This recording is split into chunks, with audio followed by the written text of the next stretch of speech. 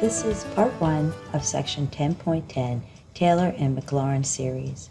In the last section, we created power series for functions, and we did it in different ways. We used the geometric series, we used substitution, long division, and term-by-term differentiation or integration. So now, what we need is a general procedure for writing a power series for any given function. And we're going to find that these power series are convergent if they're in a certain form. So this form is given in the box here. So if f of x is represented by a power series, f of x is the summation of a sub n times x minus c to the n for all x in an open interval containing c. Now that should look very familiar, especially when we add that our a sub n is the nth derivative of f of c over n factorial. So when we write it out, it has the form of a Taylor or a Maclaurin series. It's a Taylor series if c is not equal to 0, and it's a Maclaurin series if it is equal to 0. That's just like our Taylor polynomial.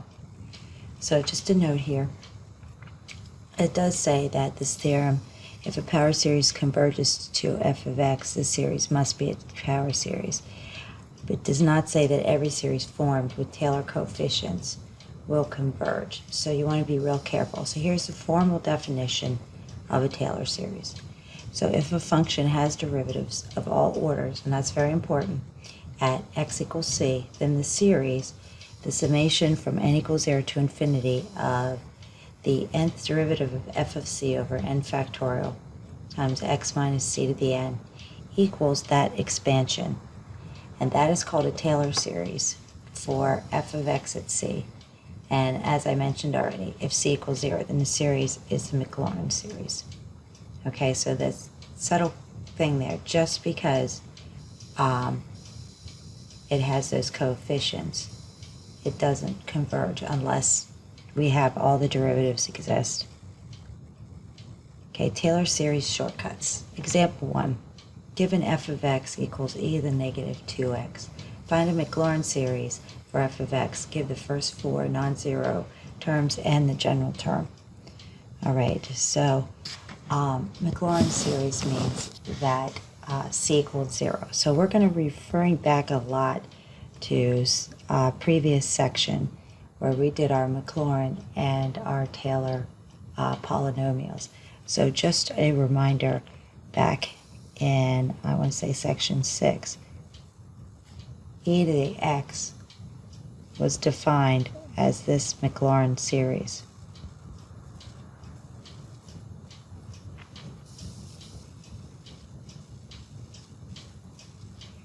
Okay, and when we expand that, we have 1 plus x squared over 2 factorial plus x to the third over 3 factorial, and etc. We just are going to need the first 4 terms. So if we now substitute negative 2x where x is in our series, we get this series where n goes from 0 to infinity of negative 2x to the n over n factorial. And if we rewrite that to show that it is an alternating series, because we have that negative 1, we're going to have negative 1 to the n, or you can make that negative 2n to the negative 2 to the n. But I like to write it this way.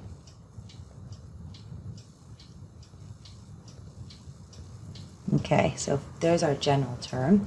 So if we expand this then, it doesn't look very much like an n. If we expand this then, we get 1 minus 2x plus 4 over x squared, 4x squared over 2 factorial minus 8x to the third over 3 factorial. And I'm going to put one more. I know it said 4, plus 16 x to the fourth over 4 factorial. Okay, so we're supposed to find a Maclaurin series for f prime of x. So all that means is we are going to take the derivative of our Maclaurin series, and so we get negative 2 plus 8x over 2 factorial minus 24 x squared over 3 factorial, and one more term, so we have 4 terms, and then we have plus 64x to the third over 4 factorial, and so on. And so that general term will be negative 1, 2 to the n times n, x to the n minus 1 over n factorial. Because we'll bring the power down, that's where the n comes from, and then we lower the power by 1. That's the great thing about these Taylor series, is you just treat them like a polynomial, and you can use the power rule for division or differentiation or integration. Okay, example 2. Evaluate the indefinite integral as a power series and find the radius of convergence. How we can start this one is, hopefully this looks familiar, that this looks like our geometric setup that we used in the last section, and we can create a power series that way. Let's relate it to our 1 over 1 minus t. And if you recall, our power series looked like this, because it was your basic geometric series. That should be an infinity up there. So what we can do with this then is we can add our multiplication by t, which is in the numerator of our integral, and then it's in the correct form. So in our original power series, we can replace t with t cubed, and then when we simplify this, bring the t in, we'll have this series.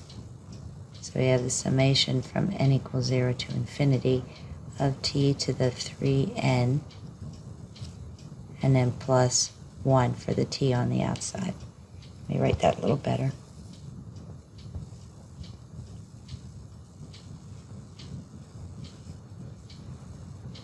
There we go. Okay, so that's what we're going to start with. So now we can integrate this. So we have the integral summation n equals 0 to infinity of t to the 3n plus 1 dt. So this is a nice just power rule. So we have our constant of integration, and now we're going to have our series where we are going to add 1 to our power, and then divide by that coefficient, that power. And so if we wanted to write this out, it would look like this. So we have our c, and then we would have t squared over 2 plus t to the 5th over 5 plus t to the 8th over 8, and so on. So now we need the radius of convergence. So what we have to use is the ratio test. And we are going to take the limit as n approaches infinity of the absolute value of the n plus 1 term, which is going to be t to the 3 times n plus 1 plus 2 over 3 times n plus 1 plus 2 times, I'm going to multiply it, really divide it by the nth term, but I'm going to multiply by the reciprocal.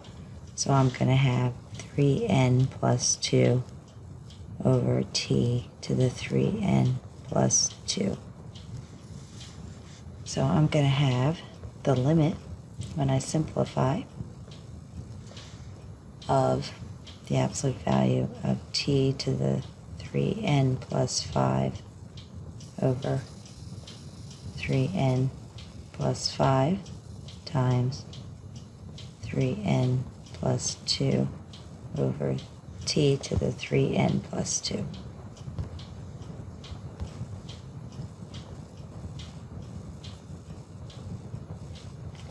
So this is going to equal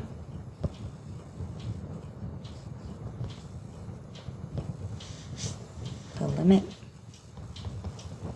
as n approaches infinity of, left with the t cubed, and then the two 3n terms. So I have a 3n plus 2, and the denominator I have a 3n plus 5. Now when I take the limit of that, I am going to get just the absolute value of t cubed, and that has to be less than 1. So we're looking at this interval here, which would just be, okay, so we have to, we don't have to check the endpoints for this one because it's not asking us for the interval, just the radius. So it's half the distance of the interval. So the radius of convergence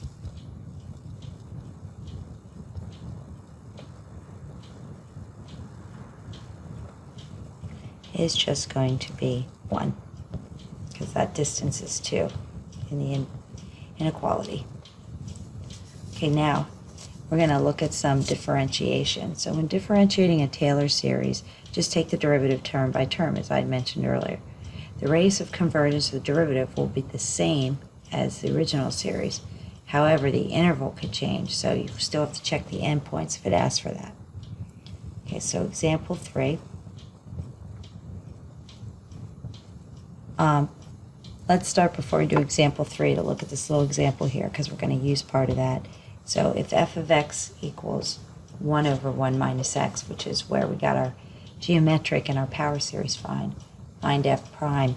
So remember that f prime for this is going to be 1 over 1 minus x squared. So we're going to use that in the next example.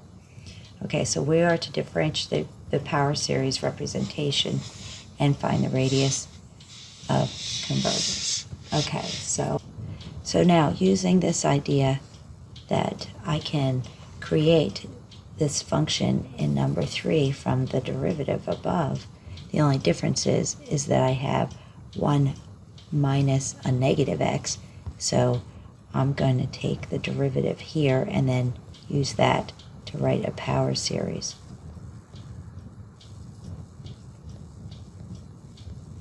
So if I take that derivative, I almost get my function. I get negative 1 over 1 plus x squared. So we can just change it by multiplying by a negative 1. So if I were to write the original 1 over 1 plus x and take its derivative in a power series form, it'll look almost like the one above, with one little exception, is that because I have the negative x minus a negative x, to make that 1 plus x, I'm going to have a negative x, a negative 1 to the n here. And then I'm going to have my x to the n. So I will write that out like this then. And of course, oops, it'll be written out like this. I'm having some issues. There we go. Sorry about that. The terms will look like this. I'll have 1 minus x plus x squared minus x to the third, etc. So that's what I'm going to use here. So now my function is going to look like this. So I have a negative 1 times my negative 1 over 1 plus x squared. So I've just created my f of x. That was just the setup there. So this is going to look like this. If I were to write it out from the expansion above, I'd have negative 1 times a negative 1 plus 2x. I'm taking the derivative now of this. Okay, plus 2x minus 3x squared, so on. So I would have that negative 1 times the summation, let me use another color, n equals 0 to infinity of negative 1 to the n. I brought the n down, and I lowered the power by 1. Okay, so that's what I'll be doing here. And then if I distribute the negative 1, I'm going to have a positive 1 minus 2x plus 3x squared.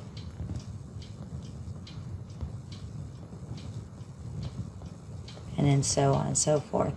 So my nth term will look like this.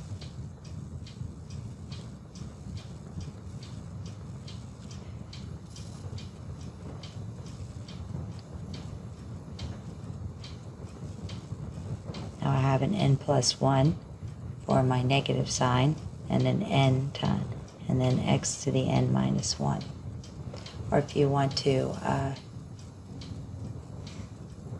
you can just leave it that way. So there's our power series. That works. You can rewrite the n's so it comes out to be nice, but it's fine just the way it is.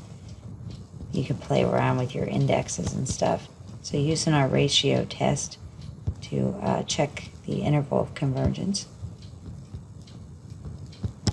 we're going to take the limit as n approaches infinity of the ratio of the n plus 1 term, so that would be n plus 2 times x to the n plus 1 over n plus 1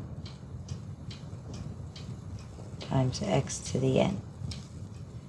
And then simplifying this, we get the limit as n approaches infinity of the absolute value. And we have the n plus 2, and then we simplify the x's. We'll just have an x, and in the denominator we have n plus 1.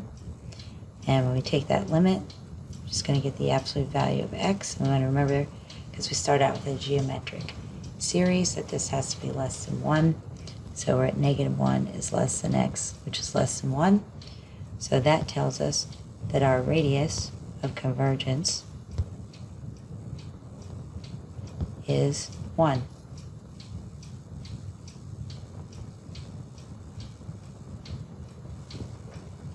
And I'm going to end the first part of the video here, and we'll continue discussion in part 2.